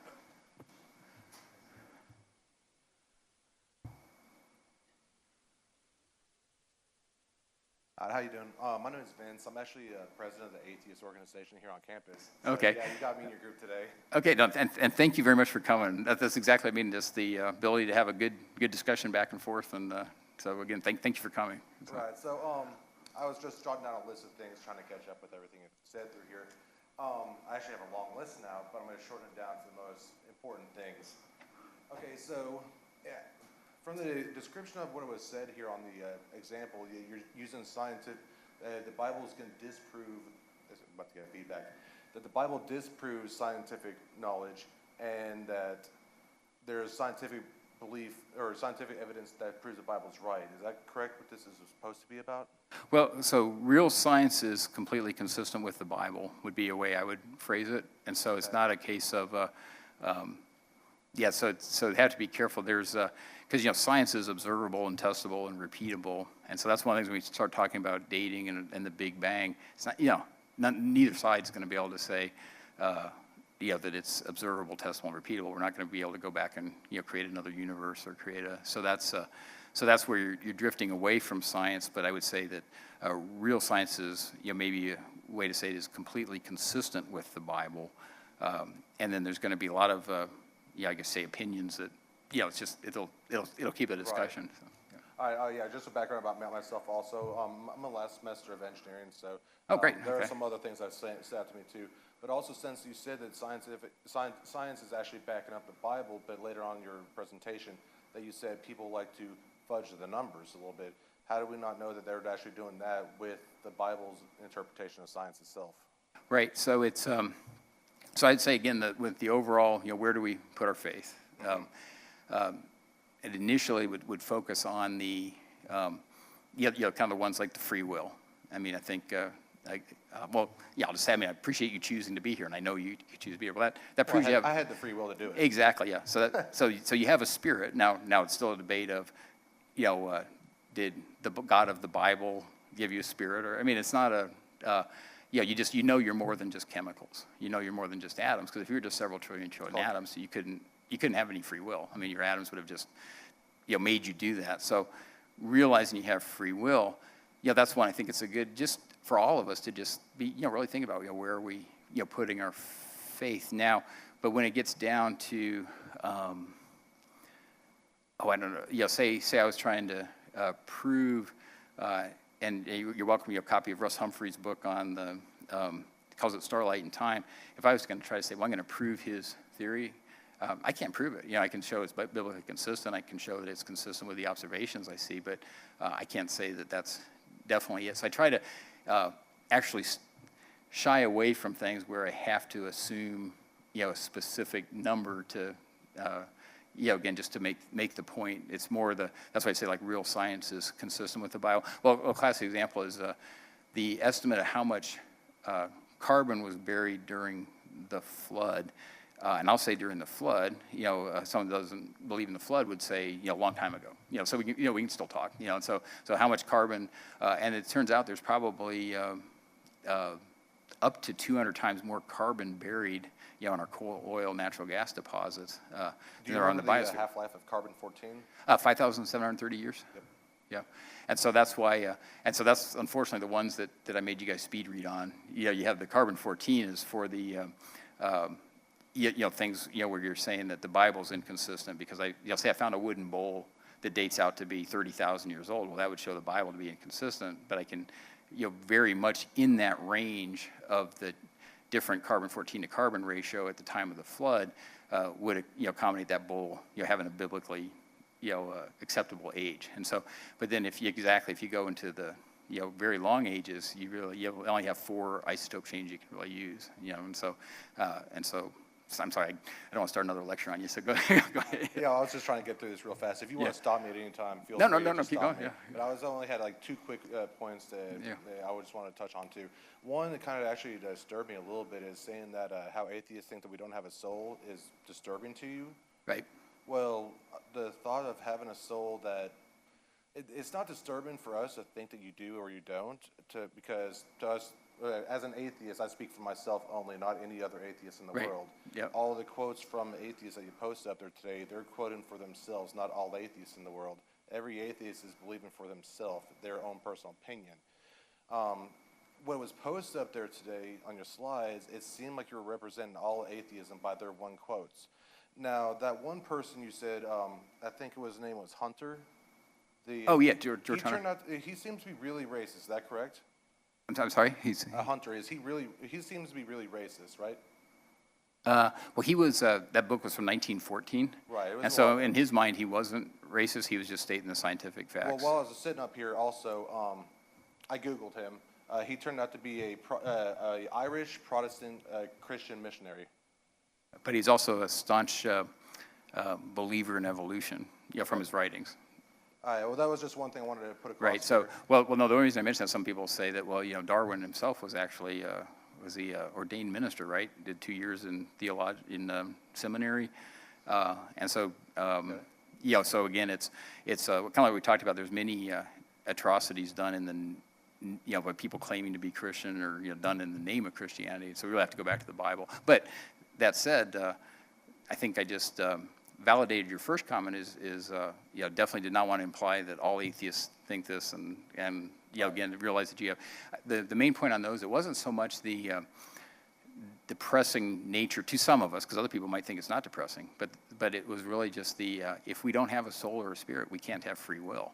And so that's where I think we have common ground, because again, if I'm just several trillion atoms chemically reacting, I can break it down to whatever level I want to, but I'm still a physical process. I had a high school student once, and he just started learning about electricity, and he said, well, maybe it's my that we have basically electricity in our bodies also. And he said, well, maybe it's my electricity that gives me free will. Well, because that was very mysterious to him. He had just started studying electricity. But no, I mean, that's still a physical process. And so if we were just physical, the best we could say is we think we have free will, but we actually don't. And that's something that I reject. Well, I do believe we do have free will from Right. ourselves and from any other entity out there, unless it physically forces us to do something. Right. That's me. But going back to the soul aspect itself. So, like, you think that we have a soul? Me as an atheist, I don't believe in souls. That's just a self-awareness or just self-consciousness. Right. Okay. So But if you think understand that you understand what I'm saying about how Yeah, I you can't have understand free what will, you're saying, right? exactly. Okay. So you're saying that we have a soul. Do you believe you're going to see loved ones in the afterlife? Like when somebody Okay. dies, you believe that you're going to see them again at some point after that? So I'm always careful on this because I think what I conclude from the Bible is just that heaven will be better than any place I could imagine, and Okay. hell would be worse than any place that I could imagine. And then if we look into it, it's hell is a separation from God, and God's present, and even whether we believe in Him or not, He's still present. And the eternal separation from God, which would be fully our choice, that's worse than anything I can imagine. And being able to spend eternity with God is better than anything I can imagine, according to the Bible. Okay, well, the original question I was getting at Right. is, I'm just saying, if there is a God, that if you and let's say your wife, you're married, right? Yeah. Uh-huh. Okay, you and your wife, many, many years down the road, both of you pass away, Right. both of you go to heaven. Do you think you're going to see her again in heaven? I guess I'll be careful on answering that. I think obviously we'd be aware of each other, and the only reason I'm careful on that is if heaven's in eternity, don't want to get bogged down into things that are I guess you'd say temporal. And so that's so it'll be different. And the Bible tells us it would be different. Okay. But basically, Bible makes it very clear if we hear God's word, believe, repent, confess, and are baptized, and remain faithful, that we'll be in heaven. And so, but exactly, what do you mean by see or hear, or what exactly heaven's like? I'm just careful on that because that can open up. Now, it's a good pizza discussion. Don't get me wrong. That'd be a great one for 12 hours over pizza, and and then going back and forth in the Bible. But I'm just always very careful about that. Okay, I was just going to do one more topic. I'll actually hit the rest of them after this. So Sure, people okay. can, talk. But I was going to go back to the Hitler thing. Yeah, I know you don't want me to do that, but I will. So you said that Hitler did the things he did out of his science reasons. No, no. Said we didn't know why Hitler was a racist. Why he hated Jews so much. I mean, a lot of people say why, but he could claim to have had scientific justification for it. Okay. And so, in other words, he could say because the way he, and again, it's not just in his writings, and I don't want to rely on documentaries, but if you watch documentaries on Hitler almost to the T, well, pretty much everyone I've seen, he a lot of times he wouldn't even think that Jews had evolved into being human yet. And you think about, well, how could you convince people to kill other people? I mean, in that fashion, I don't think you could. I mean, Germans people are just like the rest of us. And I know I'm probably going to say something incorrectly, but it's not that they were particularly bad but it's just for some reason they were able to be deceived into thinking that was okay. And one of the tools that was used was saying that Jews hadn't evolved into being human yet. Early on, abortion was actually encouraged by telling women that, oh, well, your baby's just in the fish stage, so you're really just killing a fish, or your baby's just in the chicken phase, so you're really just killing a chicken. Now, I'm not saying that that was done in every case. I don't even know if that made an effect on anybody, but that was the supposed science at that time. And so the supposed science was that that there were higher races, just like Darwin had said, just like Hunter had basically. I think Hunter probably just parroted Darwin. So. Okay, but Hitler was using scientific reasoning to justify his actions towards. Well, it was right? False science. False science. Okay. Yeah, and it was just say that why Hitler did that in the first place to go attack the Jews. A lot of different theories out there, and so again, it wasn't because he was. It wasn't that he went to school and he concluded that they weren't human yet. What it was is, for whatever reason, he started persecuting Jews. Some people say it was things that were done to him at a young age. People say I believe his older sister died when he was fairly young, and he was. At that point, he rejected God. I mean, he went through the motions again. He would go through. I think he might have gone to been associated with Catholicism, but again, it goes back to a lot of things are done by people that might either bear the name, a name related to Christianity, or even claim they're doing something in the name. But it's totally against the Bible. But I think the one I had heard, and well, you guys can look it up. I think it was in Darwin's case, it was his 10-year-old daughter that died. That really, a lot of people say that's when he completely rejected God. And I think in Hitler's case, it was an older sister when he was, but I can't remember if he was like 6, 7 years old when that Hitler happened. believed in God until the day he died. Because Hitler died in 1942, correct? Or was it 43? No, 45. 45. Okay, well, he believed in God up until 4 years before he died. This quote is from Adolf Hitler to General Gerald Engel in 1941. I'm now, as before, a Catholic, as I will always remain so. Okay, so again, was he behaving in a biblical way? Because anybody could say anything. Right, because these two ones here, I believe that today I'm acting in the sense of the Almighty Creator by warding off the Jews. I am fighting for the Lord's work. That is 1936. And the next one after that was, I believe that my conduct is in accordance with the will of the Almighty Creator. That was in Mein Kampf. Right, so he's, again, just completely deceived. He has nothing to, I could go commit anyone could go commit any atrocity they wanted to, and then say, oh, they're doing it in the name of, of God somehow. And that's, but so what we have to do is go back to see what the Bible actually says. And that's an important point, because it's not really, again, I think you establish the existence of God just, again, because of free will. Really, to think life could just make itself, to me, is, well, we won't have to go there again. But now the question is, okay, do I believe in the God of the Bible? Because that's exactly what I went through.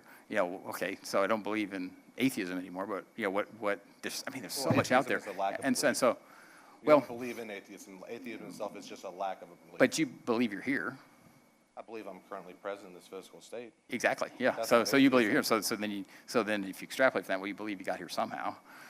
Well, no, just because I don't have an answer for something doesn't mean it's not automatically God. I'm saying that at best you're an agnostic. No, because that's just the argument of God of the gaps argument. If you don't have an answer for something, it's not God did it. It's I don't know until I find an answer for it. Right, but you do know certain things. So you know you're here, and so it really comes down to, well, either you're here because God created you, or you created yourself. Or might be another reason out there that I haven't found out. Well, no, you can boil it, but you can back it down to it's basically the true false question.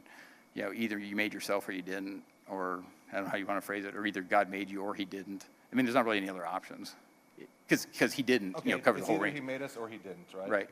Now, the positive claim is, I will say that the burden of proof is the person who says that there is a God and that he did create us. Burden of proof lies on that person, because that's making a positive claim. Me saying I don't believe you until you point out the substantial evidence but you believe you're true.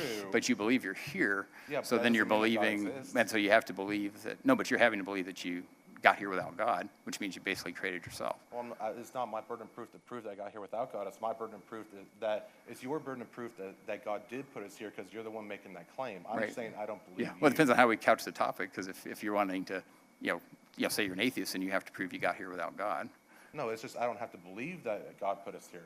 Right, so that means that God didn't put us here, which means you got here without God. No, I'm taking a neutral stance on the matter. By me saying that God did not put us here, that's an anti-theist, not an atheist. There's a difference in two topics. Okay, but you agree you're here somehow. Huh? You do agree you're here. I agree. And so you got here somehow. And I do not know the answer to that question on how I got here yet. I'm not going to say God put us here. I'm not going to say he did not put us here. I'm saying right. So that makes you an agnostic. No, that makes us atheist. No, because yeah. Is a lack of belief in a deity or a theism?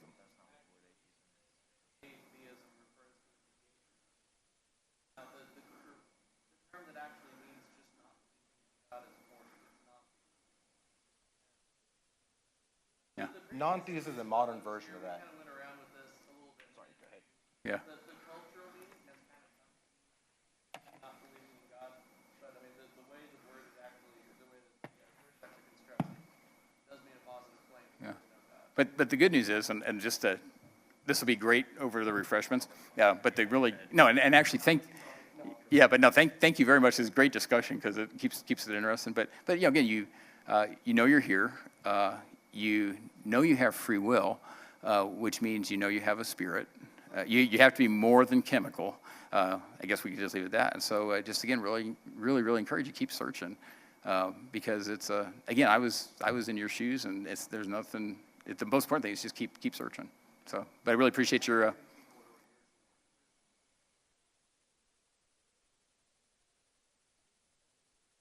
Well. Right.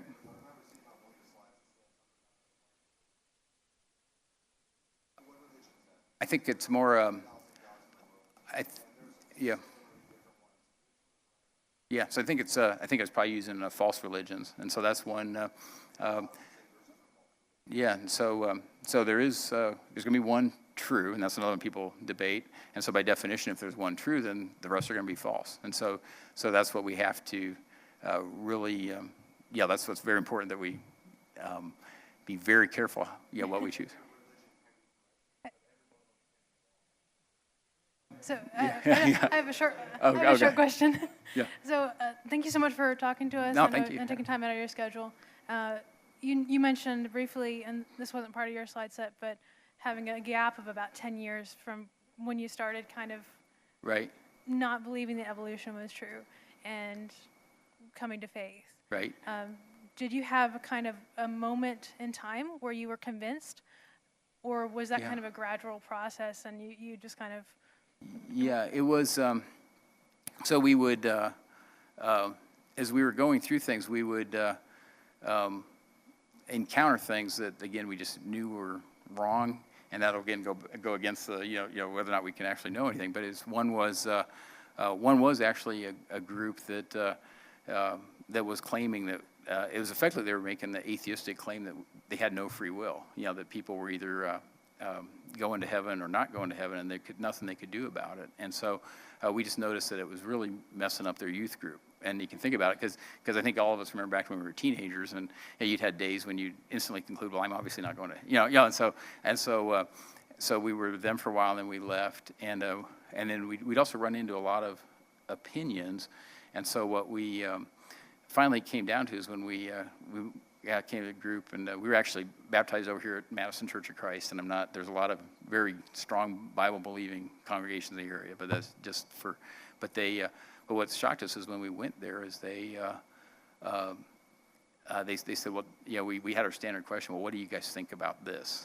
And then one of the elders said, well, it doesn't matter what I think, it's what the Bible says. And then we started studying the Bible, and and that's when we were, basically we believed, at that point we believed Jesus was God's son, but then, and we basically repented, but then we were baptized in the name of the Father, Son, and the Holy Spirit for the remission of our sins. And so that was, so that was really, I guess if there was one statement, it was just this idea that it doesn't matter what my opinion is or someone else's opinion is, it's what the Bible says. So that was real important. But again, that's just really good points. There's a lot of confusion out there. If we go through life and we never make a decision, or we decide we can't know, that's still making a decision. And so it's really an important choice. We can't, when we die, it's not going to be an excuse to say, I didn't decide yet, because Romans 1:20, basically tells us that just looking at God's creation, we're without excuse. I mean, if we don't put our faith in God. Yeah.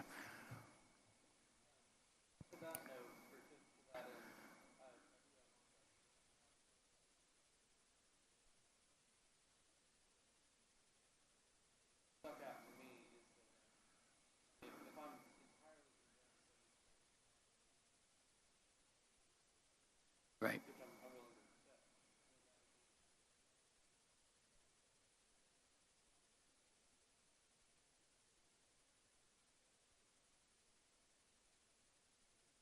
Right. Yeah. So another way to look at it is with the word yom. If I look at the Old Testament outside of Genesis, anytime the word yom is affiliated with a number, it means a literal day.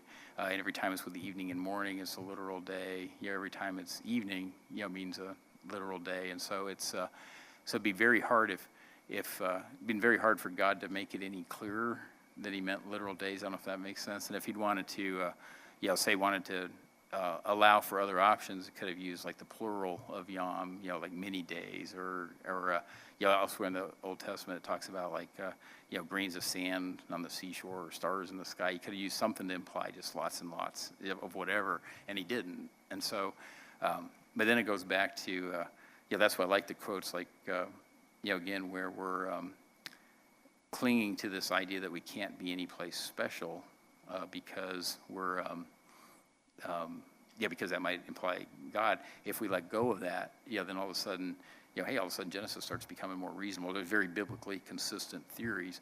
And so it's really, when I say false religions, it's, to me, that's when, like if someone digs in their heels and says, well, I believe this, and that's why I believe there's 180 organs and structures that don't. But again, I have to be careful, because, it's a good point. It's not everybody believed that, but it was used as a major way to prop up that particular religion, was to claim vestigial organs, or claim junk DNA, or to claim we can't be in a special point of the universe. And so, again, you agree completely. Need to be careful to not overgeneralize. But that's where, if that false religion dominates a society, it actually does start hurting scientifically. And I wonder, how much did it hurt the false religion that dominated the Israelites? Was this, worshiping Baal and Asherah? And again, it's yes, I can't prove that was a false religion. I mean, I think in a court of law you can pretty much prove it, but if someone defines proof as there can't even be a 1 in 10 to the billionth power chance that was right, at some point you can always say, well, anything can happen. And that's kind of the idea behind multiverses, is if you get enough universes flying around out there, anything can happen, but it's not scientific, and it's very much an appeal to the supernatural. So I think that's another one I'd consider a false religion, because it doesn't answer the fundamental question. May that be another definition. There's a lot of the, like say, the thousands of religions, if they don't answer the fundamental questions, which again we talked about, one, the Bible answers in the first verse. I can, to me, I feel like I can reject it because it hasn't answered anything. The whole idea of multiverses doesn't answer the fundamental question. So. Okay, we're gonna wrap it up. All right. Hey, thanks everybody for, I really appreciate everybody hanging in there. People still have questions, so I believe you'll be able to. I'll hang out here for about 10 minutes if someone can tell me how to get to the food afterwards. 10 minutes. So, I mean, I'll stay down here. I'll let everybody else go. But if you have extra questions, please come down. Thank you guys for coming. And I appreciate everybody coming, especially the people that disagreed with me, because I know that's not necessarily a pleasant evening listening to someone you disagree with. So I appreciate you guys especially. So. All right, thanks a lot. I guess a couple of quick notes. Yeah, we can go to the platform.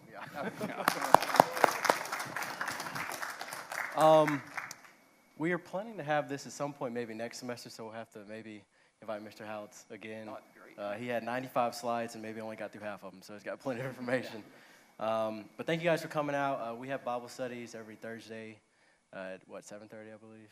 That's our time. So if you got time, come out. We're at Franz, and thank you guys for coming. Thanks. And thank you to the tech guy who has somewhere else to be. Thanks to the tech guy. And we're holding him.